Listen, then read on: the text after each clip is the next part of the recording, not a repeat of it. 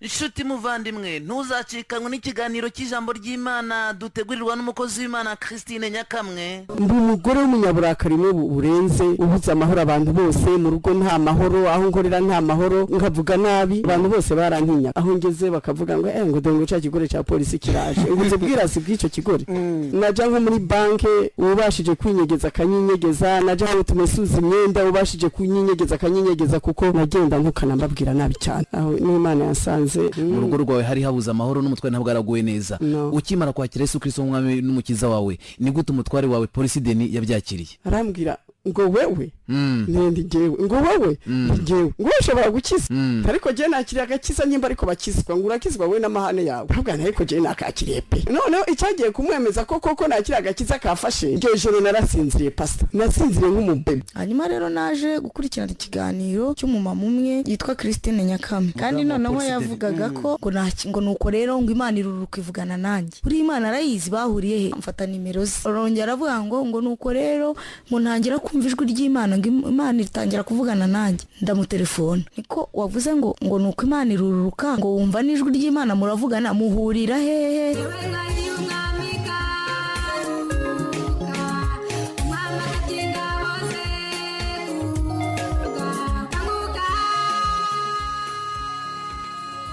Ntangiye mbashimira ku bwitange bwanyu bwa buri gihe bwo gutega amatwi ubutumwa bwiza bw'umwami wacu Yesu Kristo. Uno munsi umwami wacu yasubiye kutugira ubuntu bwo kutugaburira ijambo ry'Imana dukeneye muri no minsi y'imperuka, kugira ngo azasange tumwiteguye tutazasigara mu isi. Uno munsi turaje gushishikara kuganira ku butumwa Imana yampaye kubagezaho buduhamagarira gukanguka. Kuba tabashije gutega amatwi ibiganiro bya mbere 42 byatambutse kuri buno butumwa, twavuze ko gusinzira mu buryo bw'umwuka ko ari ukwibagirwa Imana, ukayikura mu bitekerezo byawe, umutima wawe ugahugira ku bindi bintu cyangwa ku bandi bantu. Gusinzira ko mu mwuka no gutandukana n'Imana kubwo kuyimura mu mitima yacu tukayimikamo ibindi bintu cyangwa abandi bantu nkatwe, ari byo bihinduka ibigirwamana byacu. Mu magambo make, umuntu usinziriye aba amaze gutakaza ubushobozi bwo kugendana n'Imana, aba yarateye Imana umugongo. Kubwo gutakaza ubwo bushobozi, Satani acaza agafata icicaro mu mutima we, akuririra kuri bimwe yagize ibigirwamana bye, akamukoresha ibyaha kubwo kumuca intege no kumutekerereza kubishakira mu buryo bubi. Kuko tuyoborwa n'ibitekerezo byacu, iyo Satani amaze kudufata mu bitekerezo, tugendera mu bubata bwe, akadukoresha ibyangwa n'Imana, kuko ni wese w'ibyaha. Umuntu usinziriye utari maso aba ari mu byaha. Niko gupfa kw'imitima yacu, niko gupfa k'ubugingo bwacu. Hano ni byiza ko twibukanya ko ibidusinzirije ari ibintu bituma tuva ku Mana, maze imitima yacu ikimura Imana mu mitima yacu, ntitube tukitekerezaho. Mu biganiro byatambutse twaraganiriye mu buryo burambuye ku mpamvu zituma dusinzira mu buryo bw'umwuka. Twaratangiye no kuganira ku nama umwami wacu Yesu Kristo atugira kugira ngo duhore turi maso tutazatungurwa. Twavuze inama ya mbere atugira ko ari ukwitondera amategeko ye, ariyo yaya kwizera Yesu Kristo no gukundana nk'uko yadutegetse. Inama ya kabiri twaganiriyeho nuko tugomba kwirinda guteshuka ku masezerano twahaye Imana n'abantu. Inama ya gatatu twaganiriyeho iduhugurira guhora twiteguye, nuko tugomba guhora dushakisha kwera nk'uko Imana yera. Bitabaye ibyo ntabwo twazabona umwami Imana. Mu biganiro byatambutse twarasobanuye mu buryo burambuye kwezwa icyo ari cyo n'ibyo twakora kugira ngo twezwe, kandi duhore twibuka ko twezwa mu bitekerezo. Musomye na cya gitabo nandika cyitwa ngo dukizwa n'ubuntu bw'Imana, mwasobanukirwa kurusha.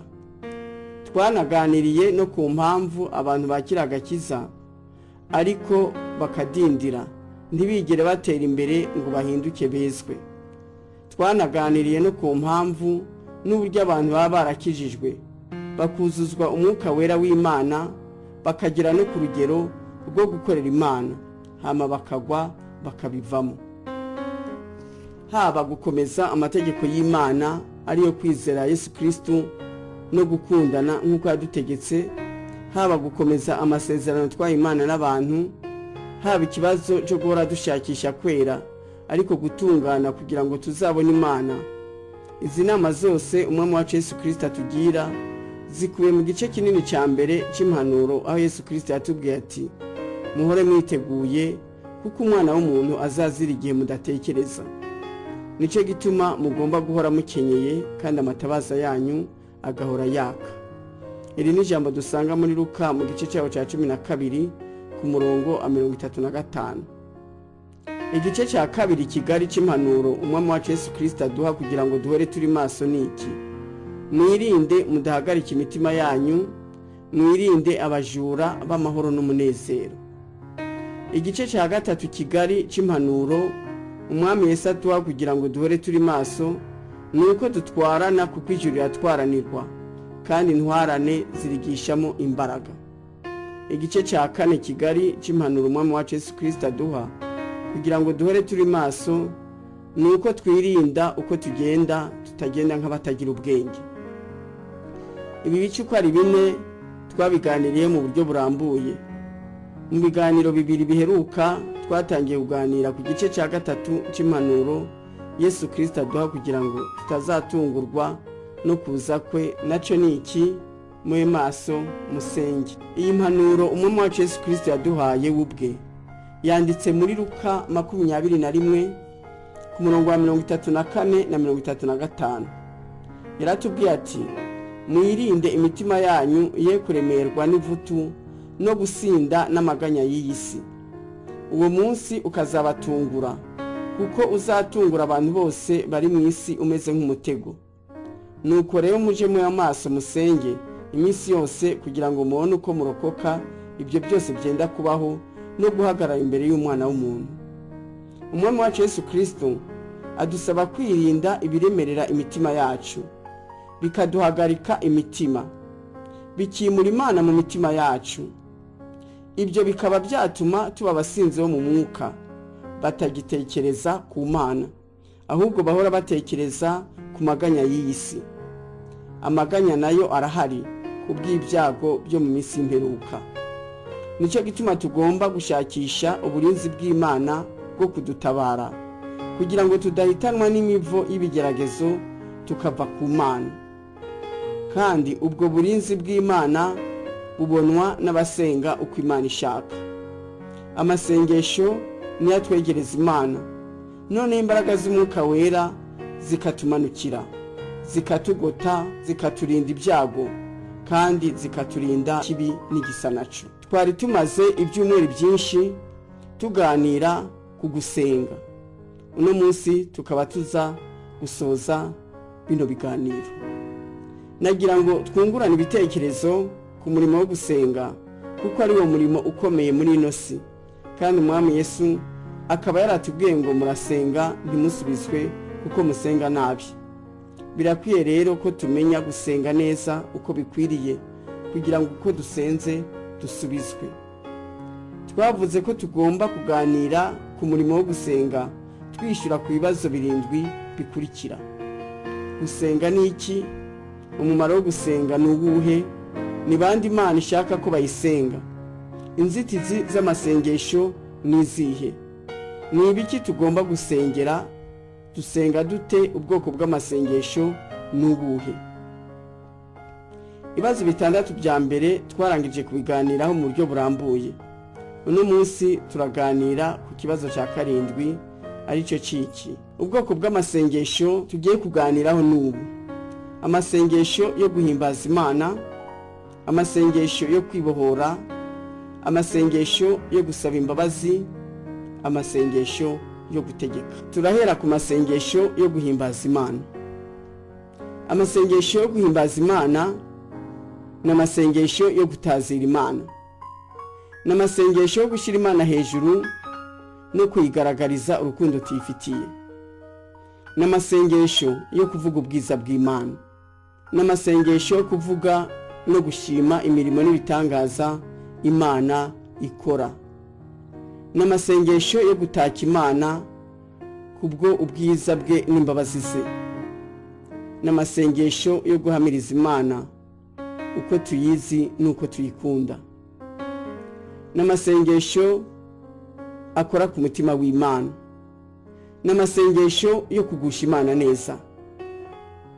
N'amasengesho ukora Imana nayo ikishima igahagurukira gushaka icyo yagukorera ngo nayo igushimishe. Aya masengesho ni byiza kurusha kuyakora uririmbira Imana.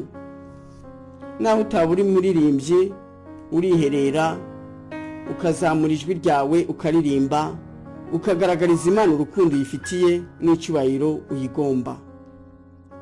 Dawidi mu gitabo yanditse cyitwa Zaburi yaratwigishije ukungena abantu bagomba guhora bahimbaza Imana kandi bibuka buri gihe ibyiza Imana yabakoreye. Dushobora gufata amagambo make ari muri Zaburi y'103 kuva ku murongo wa mbere kugeza ku wa 3 kugira ngo tumufateho isomo n'icitegererezo. Dawidi yarasenze Imana arayibwira ati, mutima wanjye himbaza Uwiteka, mwabindimo byose mwe himbaza Uwiteka, ntimwibagirwe ibyiza yakugiriye byose. Niwe ubabarira ibyo wakiraniwe byose, agakiza indwara zawe zose, agacungura ubugingo bwawe ngo butaja muri rwa rwobo. Nk'uko ijuru ryitaruye isi, niko imbabazi agirira abamwubaha zingana. Nk'uko se w'abana abagirira ibambe, niko Uwiteka arigirira abamwubaha, kandi gukiranuka kwe kugera ku buzukuru babo. Nk'uko Dawidi yahorana ishimwe mu mutima we agahora aririmbira Imana, niko natwe dukwiriye kubikora. Amasengesho ya kabiri n'amasengesho yo gusaba imbabazi. Ijambo ry'Imana muri Zaburi 96 ku murongo wa 9 riratubwira riti, musenge Uwiteka mwambaye ibyera, mwabari mu isi mwese mwe, muhindire umushitsi imbere ye. Imana irashaka ko dusengana imitima yera. Ni kuvuga ngo imbere yo gusenga tugomba kubanza tukisuzuma, tukamenya uko duhagaze imbere y'Imana, haba mu mitekerereze, haba mu mikorere, haba mu mivugire. Nimba twaratekereje nabi, dupfukame imbere y'Imana dusaba imbabazi n'ubufasha bwo kuva mu mitekerereze mibi. Igihe cyose twavuze nabi cyangwa twakoze ibibi, tugomba gusaba Imana imbabazi, twaturira umukozi w'Imana cyangwa itorero ry'Imana cyangwa abandi bakristo bose dukunda gufatanya umurimo wo gusenga. Nimba hari umuntu woba warababaje, banza umusange umusaba imbabazi. Nimba hari uwakubabaje, nawe banza umubabarire. Hari igihe usaba imbabazi z'icyaha runaka ariko bikakunanira kugiheba burundu. Icyo gihe ushobora gufata igihe cy'amasengesho yihariye cyo gusaba Imana ubufasha bwo kugukura muri iyo kamere yakugize imbata. Kandi byiza ayo masengesho wayakora wiyirije ubusa. Ndibuka nanjye nyikizwa byarangoye cyane kugira ngo uburakari bwanjye bubashe gucogora bugabanuke. None Imana umunsi umwe irambwira ngo, fata amasengesho y'iminsi 3 wiyirize ubusa, nshiririze ubwo burakari bukubamo. Narakoze amasengesho nk'uko Imana yabintegetse, kandi nyuma yaho hambayeho impinduka zikomeye. Nawe wabaswe n'ikintu icyo ari cyo cyose, takira Imana nta kinanira. N'ingeso zacu abasha kuzihindura, n'ibitekerezo byacu abasha kubuhindura. Wepfa kuzana nawe ugushaka kwawe kandi uce bugufi imbere y'Imana. Ubundi bwoko bw'amasengesho bugira 3 n'amasengesho yo kwibohora. Tugomba gukora amasengesho yo kwibohora kuko tuboshe. Mbe tuboshwe n'ibiki? Hari ibintu bine tuvuka bituboshe. Icyambere ni ibitekerezo bibi byo kwipfuza. Tuboshwe kandi n'indwara za karande, ingeso mbi zaranga abatubanjirije, ndetse n'imivumo ituruka kuri ba sogokuru bacu. Turetse ibyo bitubohera mu nda za ba mama, hari n'ibituboha mu buzima tubamo, na cyane cyane ibikomere byo mu mitima yacu, bituruka ku mibanire mibi tugiranira n'abandi. Icambere kituboha turagomba kureba ku bitekerezo bibi byo kwipfuza. Nkuko twakomeje kubiganiraho mu nyigisho zijanye n'agakiza, na cyane cyane muri cya gitabo nanditse cyitwa ngo dukizwa n'ubuntu bw'Imana, umuntu wese avuka aboshwe n'ibitekerezo bibi afite ku Mana, ko Imana ari ingome kandi ko Imana ari umubeshi. Ibi bitekerezo twabyandujwe na Adamu na Eva, bikatuma noneho tuvuka tuzi Imana nabi, twumva ko Imana itadukunda kandi ko atari yo kwizerwa. Bituma rero tuvukana ubwoba kandi tukavuka twikunda gukunda Imana. Twumva ko nta murengezi dufite, tugahora twigwanirira. Ubundi tugahora turarikiye, twibaza ko abandi ari bo bakwiye kudutorera inyishu z'ibibazo byacu. Kwikunda kwacu niko kukomoka ibyaha byose dukora, kuko dora twipfuza ntitunyurwe noneho tukararikira. Iryo rari niryo ridukoresha ibyaha by'ubwoko bwose. Abantu rero tuvuka turabanyabyaha. Dawidi niwe yavuze muri Zaburi 51:7 ati, dore naremanywe ukiranirwa, mu byaha ni mu mama yambyariye. Tuvuka rero turi imbohe za kamere y'ibyaha. Aho ngaho Dawidi yari kasaba imbabazi igihe yasambanya umugore wa Uriya, yarangiza akicisha uwo mugabo we amaze kubona yuko umugore yamutwitishije. Ibindi twavuze bituboshe ni ingeso mbi zaranga abatubanjirije. Akenshi usanga mu muryango hari ingeso mbi za kamere zimwe usanga zifata abantu bo mu muryango umwe. Ugasanga abantu benshi mu muryango umwe n'abasinzi baganjwe n'irari ry'inzoga. Ahandi ugasanga ari abasambanyi. Abantu benshi muri uwo muryango barabaswe n'iyo kamere. Abandi ugasanga ari abakunzi b'inda, abandi baraganjwe n'uburakari, ubujura n'ibindi. Ikindi kitubata ni indwara za karande. Hari indwara usanga abantu bagenda bahanahana mu miryango nka diabete, asima n'ibindi. Ikindi kiba kitubase ni imivumo ituruka ku batubanjirije. Hari imivumo ije igenda ku bantu kubera ibyo abakurambere batubanjirije bakoze cyangwa batuvuzeho. Kuraguza, kubandwa no guterekera, basenga ibitari Imana, bituma tugendwaho n'imyuka mibi ya yindi basabanaga nayo bakiriho. Iyo myuka yabana nabo bakiriho, iyo bapfuye ikomeza gukurikirana ababakomokaho. Ugasanga mu muryango hari umuvumo wo kwiyahura, umuvumo w'ubukene, umuvumo w'ubwicanyi, umuvumo wo kutubaka ingo zigume n'ibindi n'ibindi.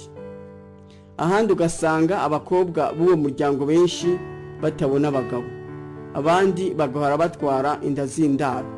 Ni byinshi cyane bishobora kwangiriza ubuzima bwacu n'imibereho yacu bitatuvuyeho. Ibindi tugomba kwibohora n'ibikomere byo mu mitima yacu bituruka ku mibanire mibi n'ubuzima bubi tubamo. Mu by'ukuri tuboshwe cyane cyane n'ubuzima twabayemo. Muri ino si tubayeho dukomeretsanya mu magambo no mu byo tugiriranira. Abubatse barakomeretsanya hagati yabo, ababyeyi bagakomeretsa abana babo, abana bagakomeretsa ababyeyi babo, abana bavukana bagakomeretsanya hagati yabo, abigana, abakorana, abaturanye, inshuti, ugasanga babayeho bakomeretsanya mu mitima yabo. Abanyarwanda baciye umugani ngo ahari abantu hanuka urunturuntu, kandi ngo ntazibana zidakubitana amahembe. Paulo nawe yaratubwiye ati, ntimugatangazwe n'igomwa riba hagati yanyu, kuko ari rusange mu bantu, ahubwo mwirinde nimushikurana mutamarana. Ibi bitugaragariza uburyo abantu benshi bagendana ibikomere mu mitima yabo bituruka ku gahinda, ishavu, inzigo, ishari n'ibindi bibabaje imitima yabo kubw'imibanire itari myiza. ariko nyine kubw'uburyarya butubamo tukagenda duseka mu muhanda, mu kubyinira Imana mu rusengero tukaba ba mbere, tukagaragaza umunezero kandi imbere dushaririye. Nicyo gituma Imana ivuga ngo banshimisha iminwa kandi imitima yabo indi kure. Nuko rero abantu bari kugenda basa naho ari bazima kandi barapfuye kera mu mitima yabo kubw'umuzi wo gusharira wabamezemo. Kandi turabizi ko nta muntu ushaririye mu mutima azabana n'Imana. Nicyo gituma abayobozi b'amatorero nk'abantu bajejwe imitima y'abantu bagomba guha umwanya abakristo babo wo kubatega amatwi ku bibazo binyuranye bahura nabyo kugira ngo babagire inama, ndetse bagomba no gutsimbataza umuco wo kwatura ibyaha kugira ngo babashe gufasha abayoboke babo kwiyeza no gukiza imitima yabo.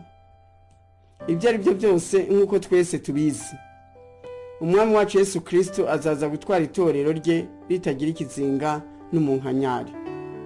Nuko rero tubyitwararike ku bwacu no ku bw'abandi nimba twaramaze kumenya ukuri. Ubu umuntu yakwibaza ikitubohora icyo ari cyo. Ntibakababeshe, nta wundi ubasha kukubohora no kugukuraho karande zose n'imivumo yaba igukurikirana atari wowe ubyikoreye ubifashijwemo n'umwami wacu Yesu Kristo.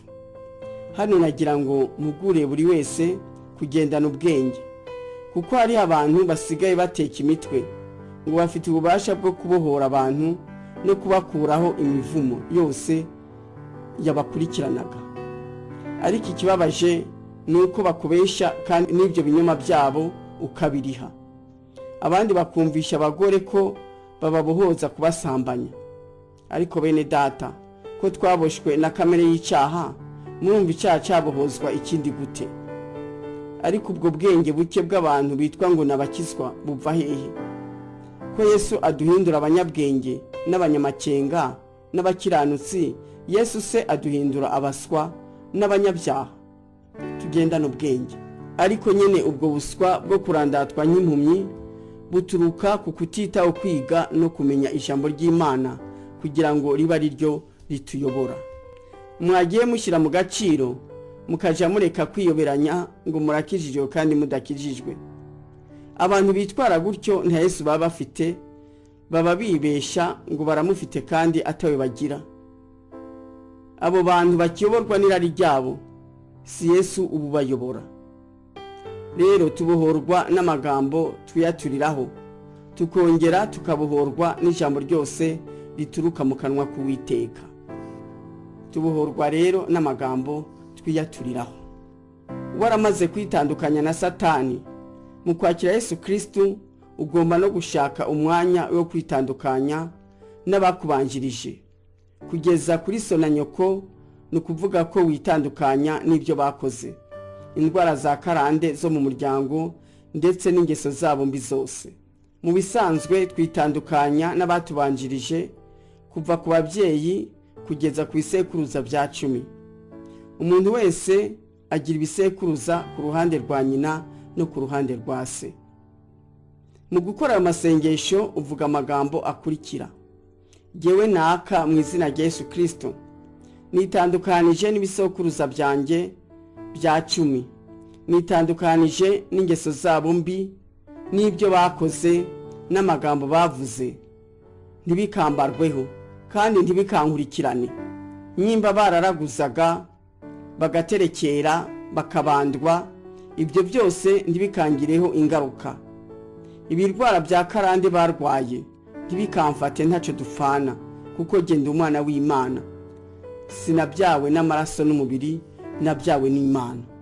N'ubu uwo watarakora ayo masengesho yayakora asubiramo ayo magambo akitandukanya n'ibisekuruza bye byose.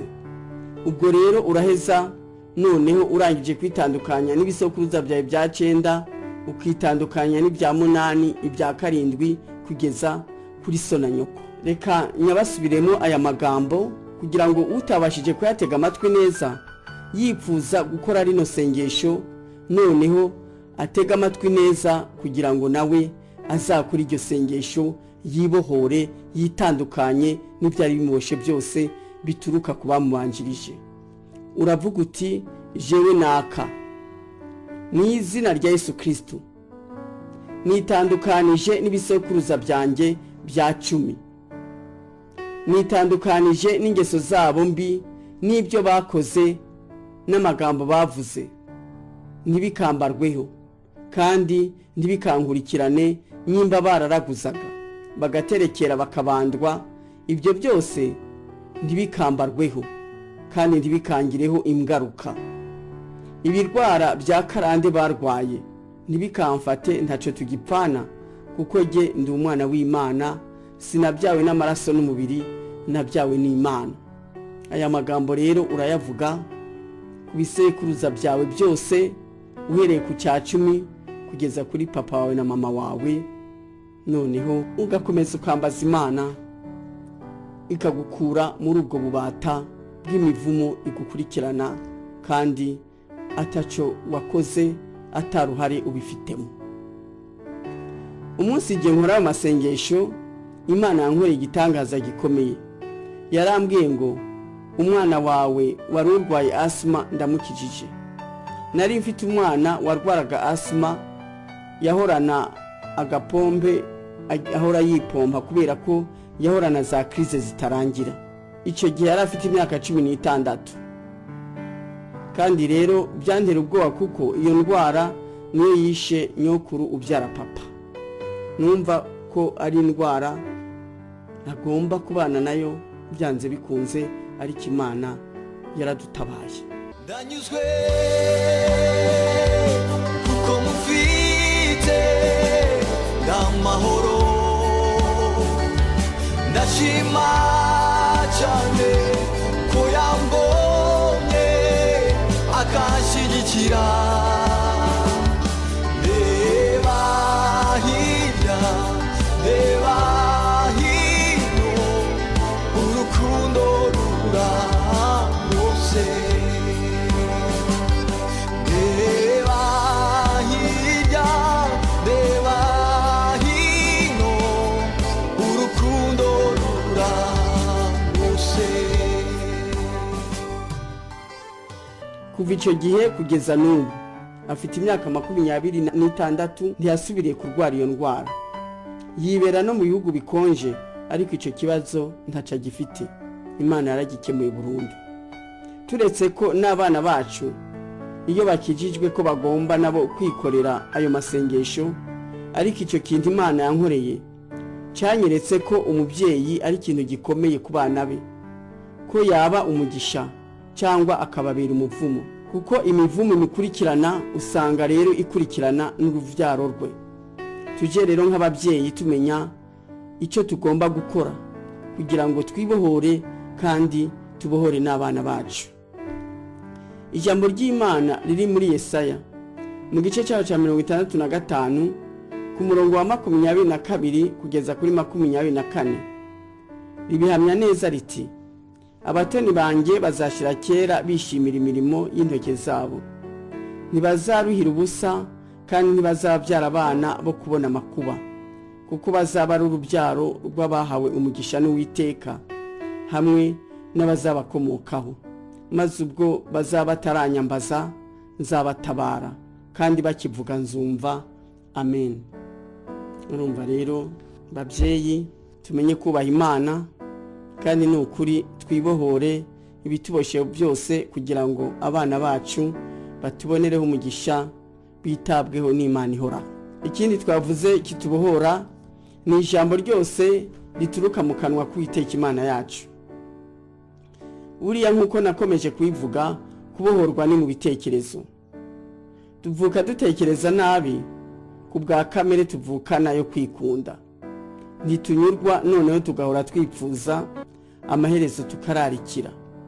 Ikindi tubohwa n'ibitekerezo dukura ku batubanjirije, cyane cyane mu buryo bw'imigani usanga yarinjiye mu muco w'abantu.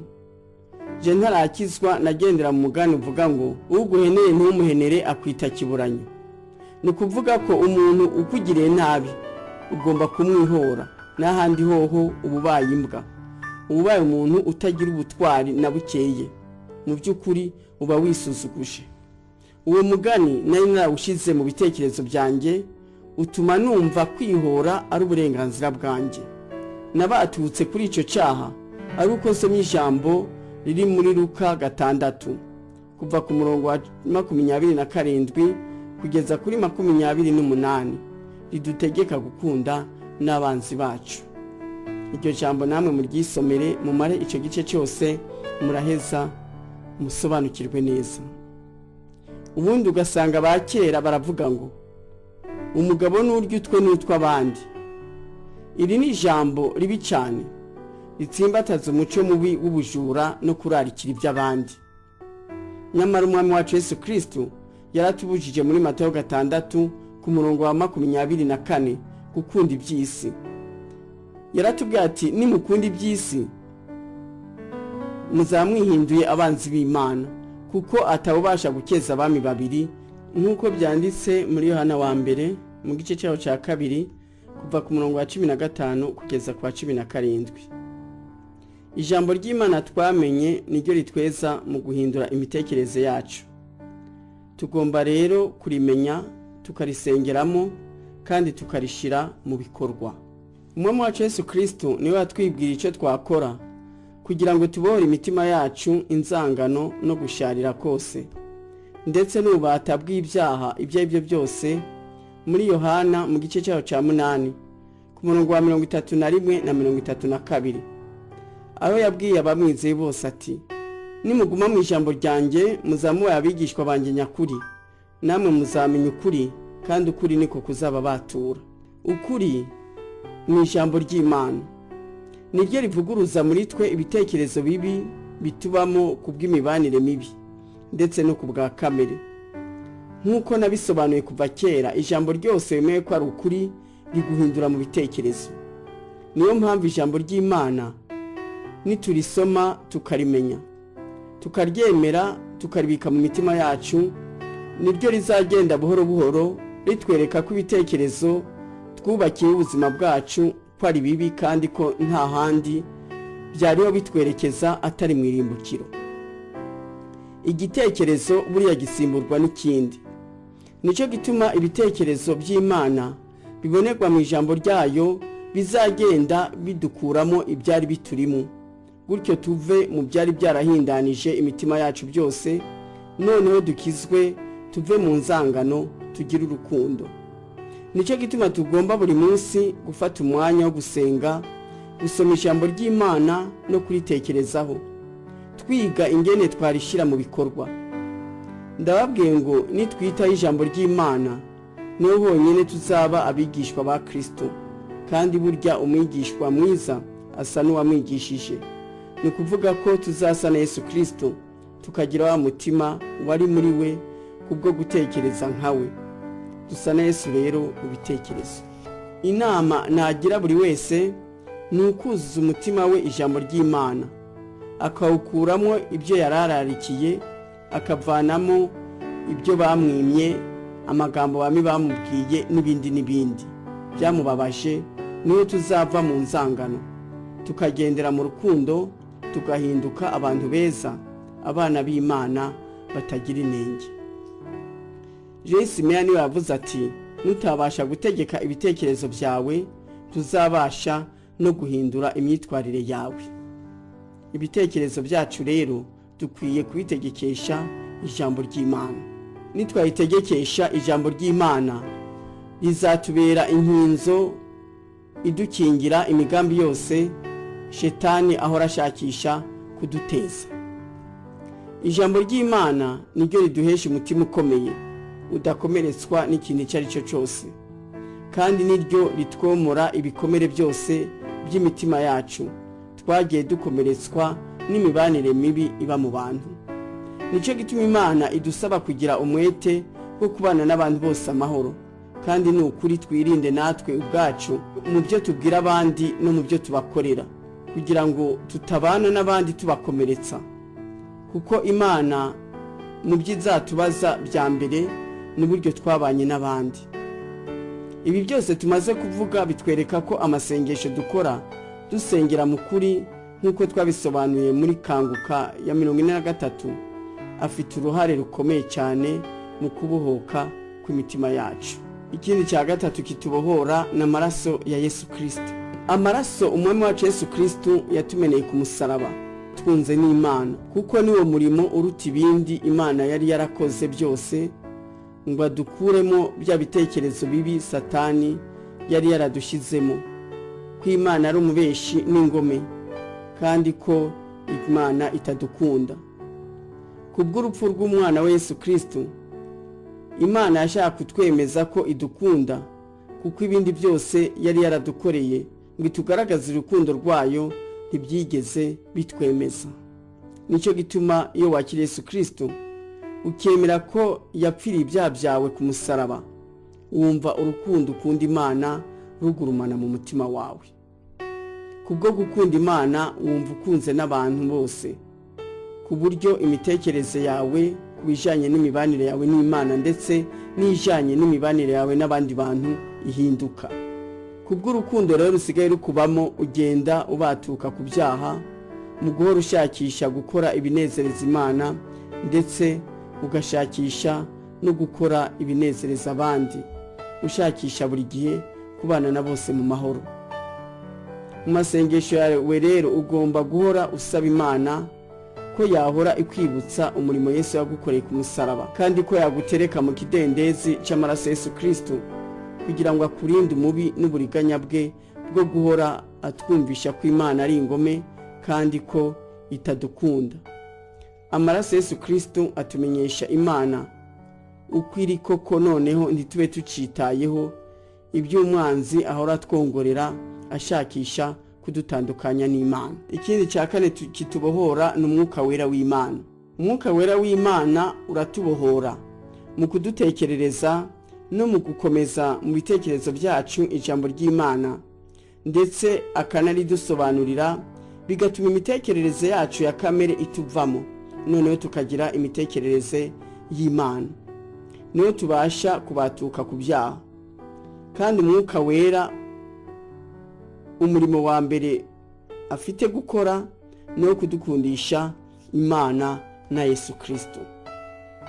Iyo dukunda Imana rero twuzuye urukundo, icyaha kituba kure, kuko duhora dushakisha gukora ibinezereza Imana kandi dushakisha kubana n'abantu bose amahoro. Ubwoko bwa kane bw'amasengesho tugiye kuganiraho n'amasengesho yo kwinginga ariko gusaba Imana. N'amasengesho yo gushyira imbere y'Imana ibyifuzo byacu n'iby'imiryango yacu. N'amasengesho yo kwingingira itorero rya Kristo, ibihugu byacu ndetse n'isi yose, kugira ngo Imana idufashe kandi turengere. Kwinginga Imana no kuyihendahenda kugira ngo ihagurukire kudutabara no kudufasha mu byo tunyuramo byose, twebwe nabo turiko turasengera. Ariko nyene hano icyo tugomba kumenya nuko kwinginga Imana atari bya bose. Imana yumva kwinginga kw'inshuti zayo ari bo bantu bayubaha. Ijambo ry'Imana ribitubwira neza muri Malaki mu gice cyaho cya 3 ku murongo wa 16 riti, abubahaga Uwiteka baraganiraga, Uwiteka agatega amatwi akumva, nuko igitabo kikandikirwa imbere ye cy'urwibutso rw'abubahaga Uwiteka bakita ku izina rye. Kubaha Uwiteka, nagira ngo hano twese tubisobanukirwe. Harabibaza ko kubaha Imana ko ari uguhora bapfukamye imbere yayo, cyangwa ko ari ukuyiririmbira no kwibyinira. Ibi byose harababikora batayubaha. Biba rero bibaye imfagusa, kuko bitabasha kunezereza Imana igihe cyose tutayubaha.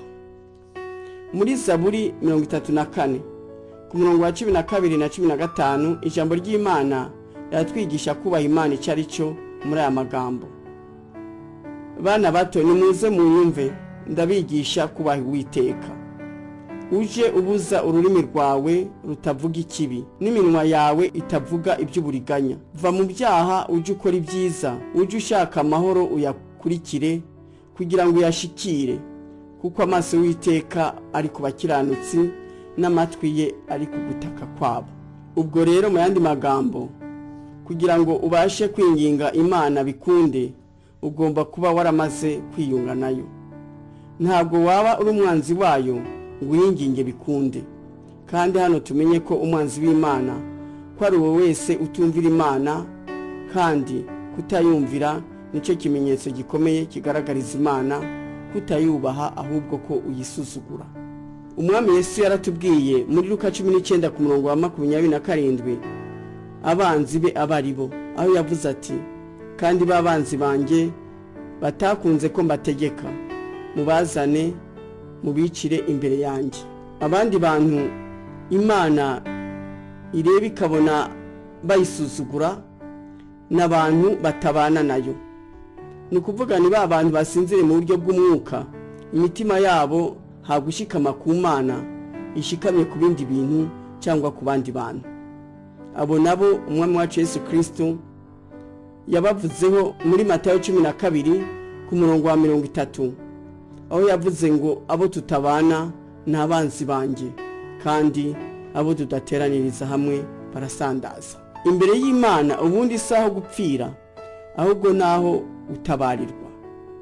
Ariko nyimba igihe cyose uza imbere y'Imana, uza ushinze ijosi, wifata uko utari, wigira nyoni nyinshi, ugiye kwiboneraho. Ndakubwira ngo garukiraho ngaho, n'ahandi hoho no gupfa wapfa. Gukina byararangiye, Imana ntigikina n'abanyabyaha. Narababwiye mu minsi ishize aho nabaganiriza ku butumwa Imana yari yampaye bwo kubwira indyarya ko iherezo ryabo riri bugufi, kandi ko ari ribi. Indyarya rero aho ziri hose zisubireho, nizo za mbere zisuzugura Imana, kandi Imana nayo igiye kubasuzugura. Muzakwirwa hehe? Birakwiriye ko buri wese yisuzuma, akabanza agacira bugufi Imana, akiboneza imbere yayo, kugira ngo ikintu cyose avugira imbere ye Imana ikinezerererwe, kandi ibonemo icyubahiro tuyiha. Mwirinde kandi muhindire umushyitsi imbere yayo, mureke kwibona. Ngikizwa Imana yigeze kumbwira ngo ntuzigere umenyera, ndi Imana itamenyerwa. Iri jambo nawe rikubera umurinzi mu rugendo urimo rwo kuja mu ijuru, nkuko nanjye rindinda amanywa na nijoro. Muri aya masengesho dushobora no gusaba kugirirwa inama n'Imana mu bintu binyuranye, kuyoborwa nayo no kwigishwa nayo. Ubwoko bwa gatanu bw'amasengesho tugiye kuganiraho n'amasengesho yo gutegeka. Imana iturema ntiyari yaturemye turi imbata za Satani, z'undi muntu cyangwa z'ikindi kintu icyo ari cyo cyose. Imana irema Adamu na Eva yabagize abatware b'isi n'ibiyirimo byose. Ibi turabisanga mu Itangiriro mu gice cya mbere ku murongo wa 26 na 27. Imana iravuga iti, tureme umuntu agira ishusho yacu ase natwe. Afite ishusho y'Imana niko yamuremye, umugabo n'umugore niko yabaremye. Irangije ibaha gutwara amafi yo mu nyanja n'inyoni n'ibisiga byo mu kirere n'ibintu byose bifite ubugingo byigenza ku isi. Imana yari yaturemeye kuba abami n'abatware b'ibyo yaremye byose muri ino si. Twara abategetsi bakomeye. Ibintu byose byagomba kutwubaha no kutwumvira. Kubwo kwifuza kwa Adamu na Eva, bakifuza kumera nk'Imana, kwaturutse ku kutanyurwa n'uko Imana yari yabaremye n'ibyo Imana yari yabahaye. Banze gutegekwa n'Imana, barayisuzugura, ahubwo bumvira Satani. Nuko rero uwo mubi yabanyaze ubutware ku bintu byose, noneho bahinduka imbata ze. Nuko umuntu yatakaje intebe y'ubwami Imana yari yamwicaritseho, ayicazaho Satani. Erega iyo ubashije kugira umwami imbata yawe, umutegekana n'ibye byose. Nuko Satani yabaye umwami w'iyi si. Musome rero cya gitabo nanditse cyitwa ngo Agakiza ni Yesu Kristo. Muraheza busobanukirwe neza uko byagenze n'umurimo wazanye umwami wacu Yesu Kristo muri ino si. Mu byavanye umwami wacu Yesu Kristo mu ijuru akaza kubana natwe no kuvugana natwe, harimo ko adupfungura amaso ngo tumenye uburenganzira bwacu nk'abana b'Imana, kugira ngo dusubire tubuharanire kandi tubushikire. Nicyo gituma naho yari yambaye umubiri nk'uwacu ntiyigeze ategekwa nawo, cyangwa ngo ategekwe n'umuntu uwo ari we wese cyangwa ikintu icyo ari cyo cyose. Aha kudategekwa n'undi muntu nagira ngo byumvikane kandi hatagira uzabyumva nabi ngo atangire gusuzugura abantu bose. Kudategekwa n'abandi bantu ndi kuvuga hano ni ukutemera gukoreshwa nabo ibidashimisha Imana. Ni ukuba umuntu azi icyo ashaka akagiharanira. Ni ukutaba mugabo n'iryo ngo abantu bakujane iyo bashaka uhinduke nk'agati gahungabanywa n'umuyaga. Mbese ni ukuba umuntu ushikamye mu Mana, ushikamye mu ijambo ryayo ari ryo rimuyobora. Buriya kubatwa ni mu bitekerezo. Buriya ikigufashe mu bitekerezo nicyo kikuyobora. Umwanzi kugira ngo yigarurire umuntu amugira imbata ye yamuhinduye ibitekerezo yari afite ku Mana, ndetse ahindura n'ibitekerezo yari yifiteho ubwe. Yiyumvamo ko nta gaciro afite, atangira kwisuzugura kubwo kutaba akinyuzwe n'uko Imana yamuremye. Arangije yanga Imana, abatandukanye gutyo n'imbaraga z'Imana zamukoreramo zikamugira umutware ku bintu byose. Umwami Yesu yaravuze ubwe ko icyamuzanye mu isi ko kwari ugukuraho imirimo yose ya Satani akayimaraho. Iyo mirimo ya Satani Yesu yavugaga ni ibitekerezo bibi umwanzi yari yarashize mu mwana w'umuntu. Umwami Yesu yakoresheje uburyo bwinshi kugira ngo twinjirwemo n'imitekerereze y'Imana, none ibyo umwanzi bihunge bituvemo. Yatubereye icyitegererezo, yadukoreye ibitangaro n'ibitangaza byinshi kugira ngo tumenye urukundo Imana idufitiye n'imbaraga zayo. Yadupfiriye ku musaraba kugira ngo akure mu mitima yacu gushidikanya kose ku rukundo rw'Imana. Yaduhaye ijambo ryeza ibitekerezo byacu, adusigira umwuka wera udukomeza kandi udukoreramo kugira ngo tubashe gusubirana bwa butware twari twararemanywe. Mu byahishuwe mu gice cyaho cya 5 ku murongo wa 10, ijambo ry'Imana ritubwira ko umwami wacu Yesu Kristo ko yaduhinduriye Imana yacu kuba abami n'abatambyi bo kwima muri ino si, tugasubira tukayitegeka n'ibirimo byose. Umwami Yesu yaduhaye n'ubutware bwo kwirukanamo Satani agahunga. Imana yabisobanuriye ikoresheje iyerekwa, aho umunsi umwe nabyutse gusenga numva mbabajwe cyane n'ibyo Satani adukorera muri ino si. Noneho nsaba Imana nshimitse ngo idukureho Satani. Araturuhije kandi ntabwo Satani arusha Imana imbaraga. Ndangije gusenga nsubiye kuryama gatoyi, bitandota mfite mu kuboko kwanje kw'iburyo urufunguzo runini cyane nka rumwe rwafungura inzugi z'amasengero ya kera. Mbese kwari ukumbwira ko igisubizo ari twe tugifite. Nitwe yahaye ubutware n'ubushobozi byo kwirukana Satani. Iyo tumaze kumwikuraho tukamutegeka, dusubirana ubutware bwacu. Nicyo gituma mu bimenyetso bizagumana n'abizera Yesu Kristo harimo ko tuzirukana abadayimoni, kandi tuzafata inzoka, kandi nitwanywa ikintu cyose cica ntabwo kizagira gute, ntacyo kizadutwara. Kandi Yesu Kristo yatubwiye yuko tuzarambika n'ibiganza ku barwayi bagakira. Ibi byose tuzabikora mu izina rya Yesu Kristo. Urumva rero Yesu twizeye ibyo dutegetse mu izina rye birakoreka, kuko ari kumwe natwe akabisoza. Nicyo gituma Imana itubwira muri Yeremiya iti, nuko uko nabahanzeho amaso kugira ngo ndandure nsenye, nubike ndimbure mbabaze, niko nzabahangaho amaso kugira ngo nubake kandi ntere. Iri ni ijambo dusanga muri Yeremiya mu gice cyaho cya 31 ku murongo wa 28. Hano Imana yashaka kutubwira ko ituzeyeho byinshi kugira ngo itembagaze ubwami bwa Shetani muri ino si kandi itsimbataze ubwami bwe. Nicyo gituma dufite ubushobozi bwo gukora amasengesho yo gutegeka Satani akava mu mitima y'abantu, akavanayo n'ibitekerezo bibi yabashizemo. Pawulo yandikiye Abakorinto arababwira ati, nubwo tugenda dufite umubiri w'umuntu, ntiturwana mu buryo bw'abantu, kuko intwaro z'intambara yacu atari iz'abantu, ahubwo imbere y'Imana zigira imbaraga zo gusenya ibihome no kubikubita hasi. Dukubita hasi impaka n'ikintu cyose cyishyiriye hejuru kurwanya Imana. Dufata mbiri ibitekerezwa mu mitima byose ngo tubigomorore Kristo. Iri ni ijambo dusanga mu Bakorinto ba mbere mu gice cyaho cya 10 ku murongo wa 3 kugeza ku wa 5.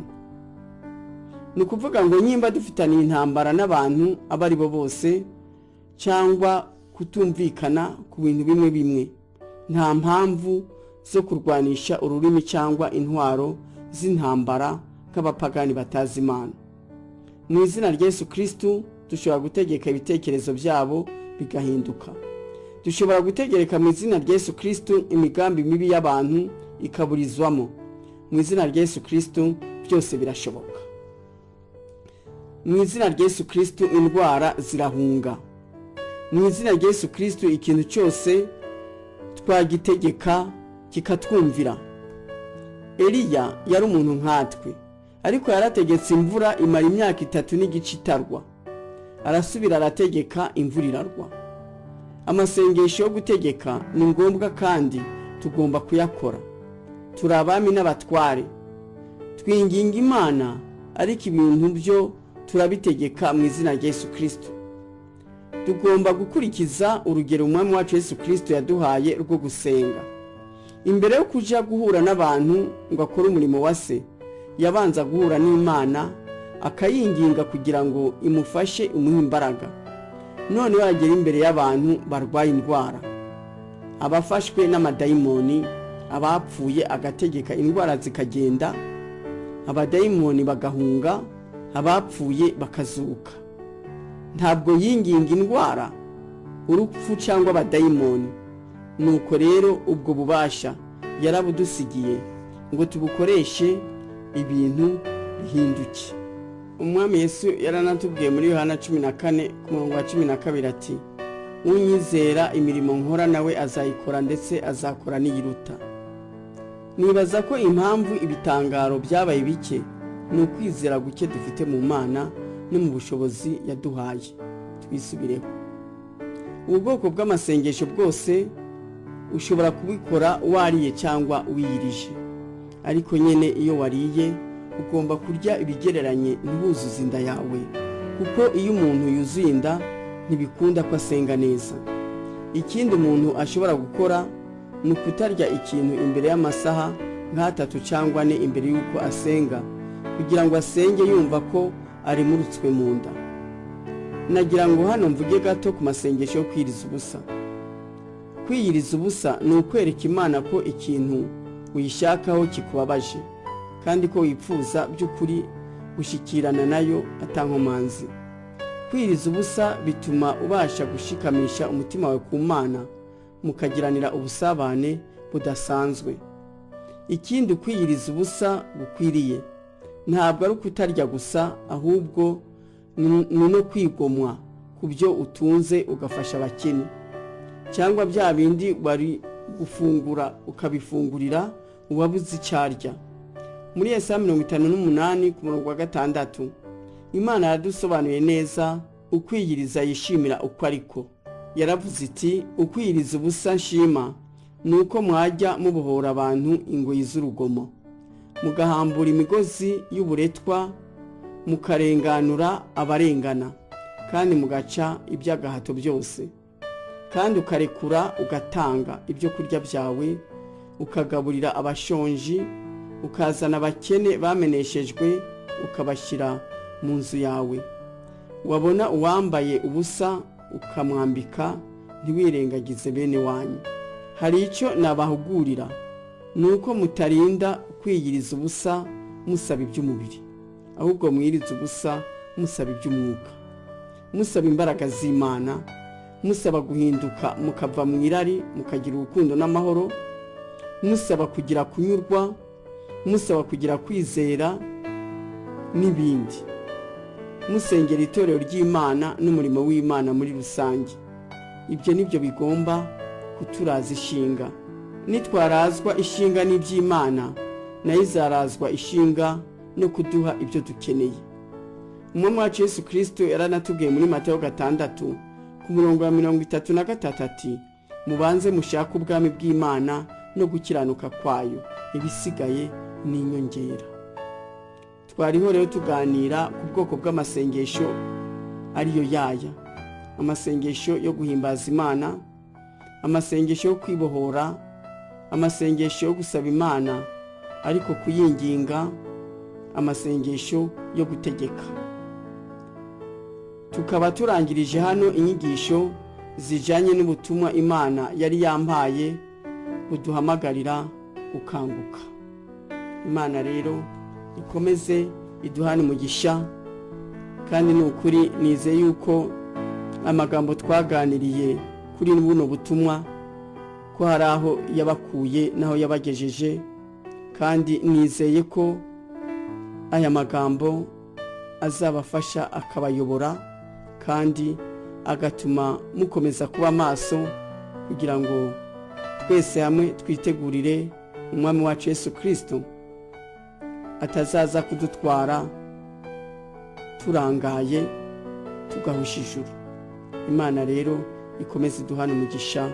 Amen. Telefone zanje ni 0788 517454, 0788 517454. Email yanje ni christineNyakamwe@gmail.com, christineNyakamwe@gmail.com.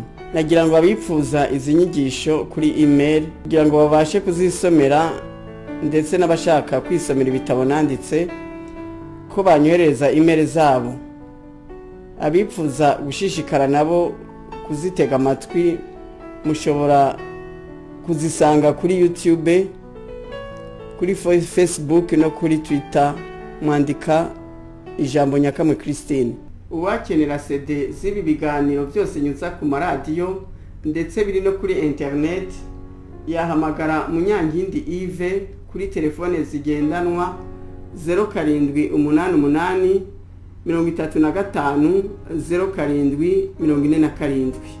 Reka nsubiremo nimero za telefone, ni kuri 0788 35 0747. Mushobora gutega amatwi kuri TuneIn ibiganiro nyuza kuri radio Izuba buri cyumweru kuva saa 1 kugeza saa 2 za mu gitondo. Ikindi abifuza kubona ibitabo nanditse bashobora kumbaza aho babisanga mu buryo bworoshe. Icyakora hano i Kigali mwabibona kuri librairie Nkuru Nziza mu mujyi hagati, kuri librairie ADPR mu Gakinjiro, kuri Agroteke iri Nyabugogo mu gikari cy'inyubako y'amashirahamwe, mu nyubakwa ya Rubangura mu mujyi hasi uturutse kuri Rompwe ni ku muryango wa 3, ku Gisimenti muri farmasi yitwa Karo Pharmacy iruhande ya alimentation yo kwa Ndori, Ikabeza iruhande ya Feruje mu mangazini yitwa Pharmacie Vétérinaire Ambulant, Ikakiru muri librairie ya Ligue pour la lecture de la Bible. Ibyo bitabo biri mu rurimi rw'Igifaransa n'urw'Ikinyarwanda kandi ni 4. Icyambere cyitwa Yesu yaranyeretse, mu Gifaransa ni Jésus s'est révélé à moi. Icyo gitabo gisobanura ku buhamya bwanjye na Yesu Kristo, uko nari imeze ntarakira Yesu, uburyo yampamagaye, uburyo yanyeretse n'impinduka zagiye zigaragara mu buzima bwanjye no mu bw'umuryango wanjye, kubw'imibanire myiza mfitaniye n'umwami wanjye. Igitabo cya kabiri cyitwa Agakiza na Yesu Kristo, en français Le salut c'est Jésus-Christ. Muri icyo gitabo nasobanuye ku gakiza ko ari Yesu Kristo, ko ari ijambo ry'Imana, kuko hari abakomeza kwitiranya agakiza n'ibindi bintu byaba amadini cyangwa imirimo myiza, abandi bagafata ako gakiza nk'igikinisho, ibigezweho cyangwa agakingirizo. Muri icyo gitabo nabarambagirije Yesu Kristo ngo mubashingire, nawe azabahe ubugingo buhoraho. Niwe nzira, ukuri n'ubugingo, uwo atazajana kwa data tazajayo. Igitabo cya gatatu cyitwa dukizwa n'ubuntu bw'Imana, mu gifaransa ni Nous sommes sauvés par la grâce de Dieu. Ni igitabo kitwigisha ku nkomoko y'icyaha, ko ari ukwikunda gutuma tutanyurwa, noneho tugahora twifuza amaherezo tukararikira. Irari niryo ridushukashuka rikadukoresha ibyaha by'ubwoko bwose. Icyo gitabo kitwigisha uburyo twareka kuzura irari, ahubwo tukuzura umwuka wera, tukavuka ubwa kabiri, tukaba abana b'Imana nyakuri. Igitabo cya kane cyitwa ngo gukina birarangiye, mu gifaransa ni La récréation est terminée. Muri icyo gitabo hakubiyemo ubutumwa bwose Imana imaze kumpa budufasha kwitegura Yesu Kristo kuko ari bugufi. Ku mugereka wa buri butumwa hari mirongo ya Bibiliya Imana yagiye impana nabwo. Iyo mirongo irabafasha kwiga no gusobanukirwa neza Bibiliya. Mpamagariye abakristo kandi ndabinginga kugira ngo mubyiteho, bizabafasha gukura mu gakiza, muhinduke mugere ku rugero rw'igihagararo cya Yesu Kristo, noneho muzaje mu ijuru. Abayobozi b'amatorero ndabinginze muhugukire gushishikariza abakristo banyu kubigura no kubisoma, kandi mushobora no kubyifashisha mu nyigisho mutanga zo gukomeza abakristo. Byababera imfashanyigisho nziza kandi biragura make. Igitabo kimwe kinyarwanda kiragura amafaranga 500 y'amanyarwanda, icy'igifaransa naco kiragura amafaranga 1000 y'amanyarwanda gusa. Imana rero ikomeze kubampera umugisha. Amen.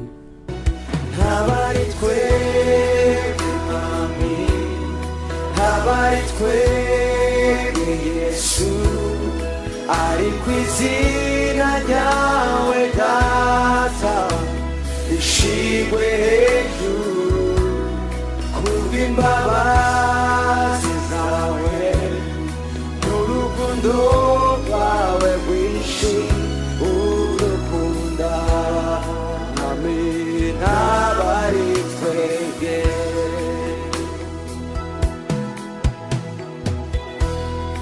muvyo tuvuga, muvyo dukora, Yesu tugomba guhabwa ishimwe, tugushikaniye imitima.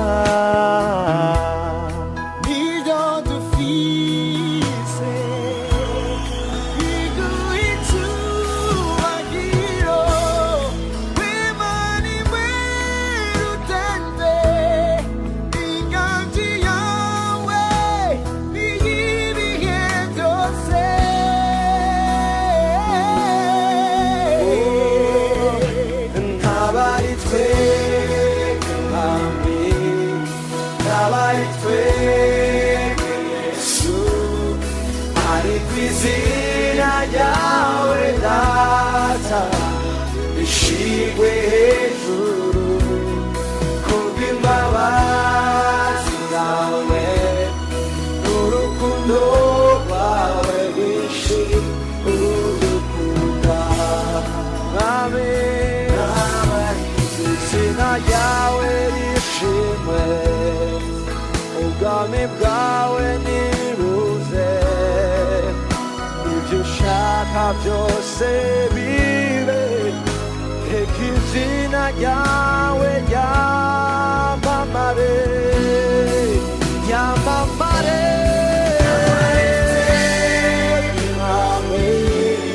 N'abari twebwe Yesu, ari kw'izina ryawe data ishigwe hejuru,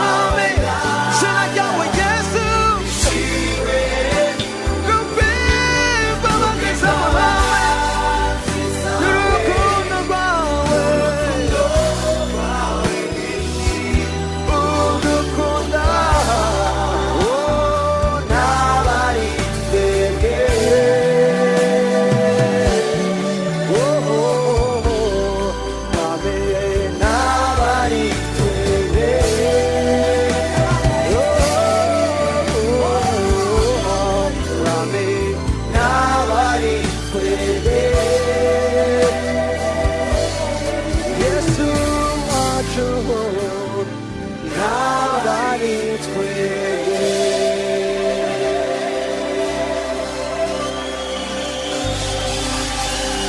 ziragiwe gusa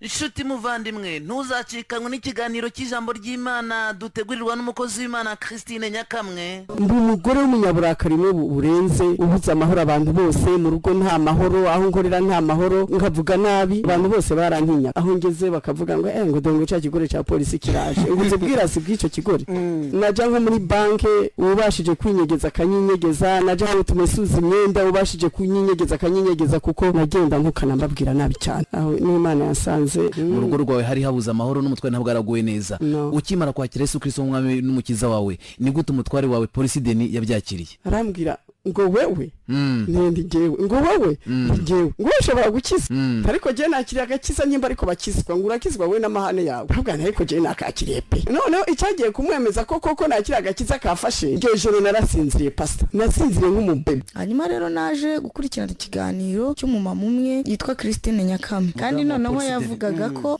ngo nuko rero ngo Imana iruruka ivugana nanjye buri Imana arayizi bahuriye he mfata nimero ze arongera avuga ngo nuko rero ngo ntangira kumva ijwi ry'Imana ngo Imana itangira kuvugana nanjye ndamutelefona niko wavuze ngo nuko Imana iruruka ngo wumva n'ijwi ry'Imana muravugana muhurira hehe